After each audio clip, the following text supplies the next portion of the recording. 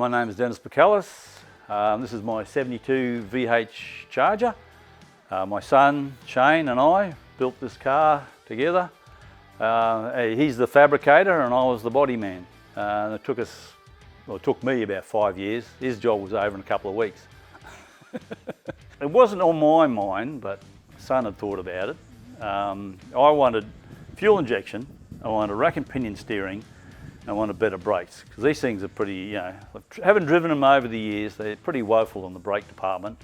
So then he turned around and said, oh, how much is all that going to cost? Put a Holly Sniper and the bigger brake kit and all the rest, and that was about 10, 12 grand. So he said, well, why don't we do a Barra? I know where we can get a motor and box and the whole front end for 3 grand, which we did. Swayed me, the money swayed me. At that point we were busy doing the body work. The whole plenum and this thing was totaled. The truck driver parked it out the front and it was a case of, all right, I got to move this thing around the back here. And got in it and was like, oh look, there's the road through the passenger floor. Got her started and she drove all right. Went pretty hard actually for an old 245. Brought around the corner here. It was an RT replica to start with, but the guy had blown up the engine with a 6-pack carbies on it. So I got a 245 and had a Ford 9-inch and close ratio RT box in it. So that all came around here and away we started. And luckily we had an old ute sitting here, so we cut the plenum out of that and put into this. And then down the track, which I would rather have we thought about this to start with, was putting the Barra in it. This took 5 years. The actual conversion part only took a couple of weeks. Converting it all, Shane, once we dropped the Valiant K-frame and motor and everything out, pulled it to the side, and we had the other bit sitting in here, the Falcon motor. Two of us picked up the bloody front end of the car, dragged it over, and just, will it fit? And then it just dropped straight down and pretty much went all the way. Just lined up with the chassis rails, the Falcon K-frame, right in the middle where it should. Not either side of it, right in the middle. So I thought, this is too easy, like it's meant to be. So it was just, easy.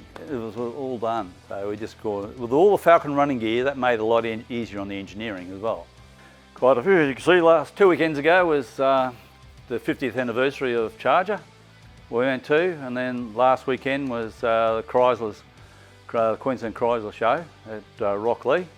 Over the years, since we've had it done, which was the first show was Chrysler's on the Murray, 2018, 2017, can't remember which it was now, but we took it down there, we trailed it, like we'd only just got it on the road. It was start and run. We didn't even know what the tune was like, it wasn't good. So, but it ran, so we took it down there and see how much hate we could get down there. They all actually liked the idea once you explain it and show them the photos of just what we had to do to the car. We saved this car. This car, like 20 years ago, I would have taken the tip. I just would not have even looked at it. 2017 Dodge Hellfire.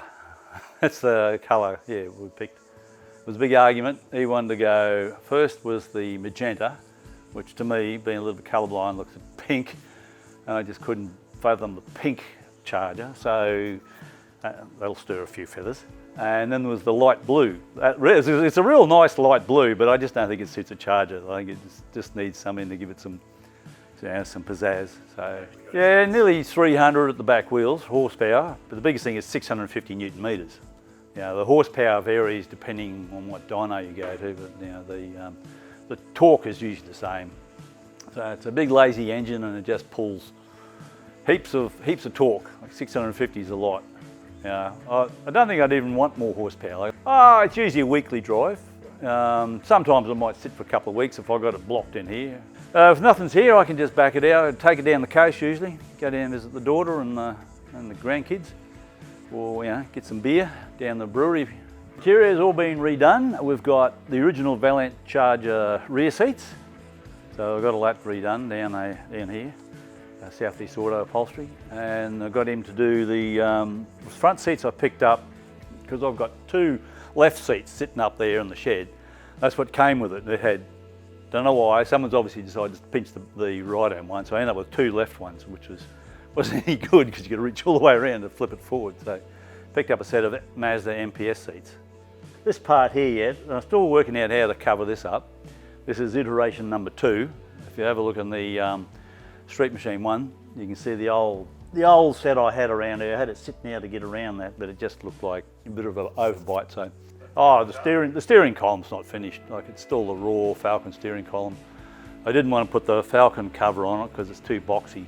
It just doesn't suit it, so it needs a nice round cover. So, but apart from that, it's pretty much anything down the track is just motor related.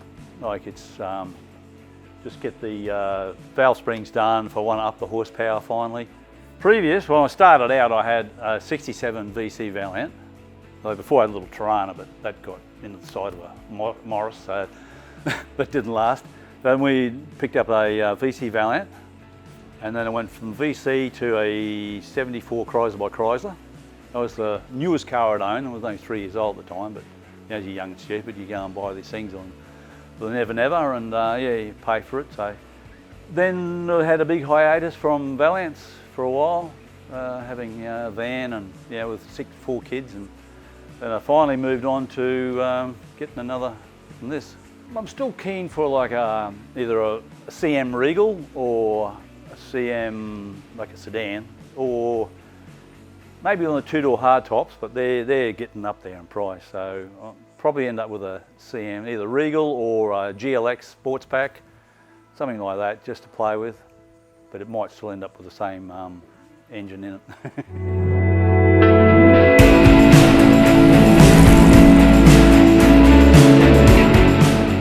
There's a bit of contention over whose car this is. Shane claims that it's his car, and claims that it's his car. He owes for that Nissan bloody Patrol, so whose car is it? well, otherwise he's got to go. I'm not going to take that now, but yeah, he'll inherit it. It's his right to inherit it, but yeah, it's my car. Because he owed for it. He owed the $3 grand, and this was payment, which was just more work. Right? Instead of paying, because I paid for all the paint work and all the bloody rust work that was done on this bloody Nissan Patrol, which he sold for 11 grand, mind you. Bought for 3.5 and sold for 11. So, mine. Bottom line, incontrovertible.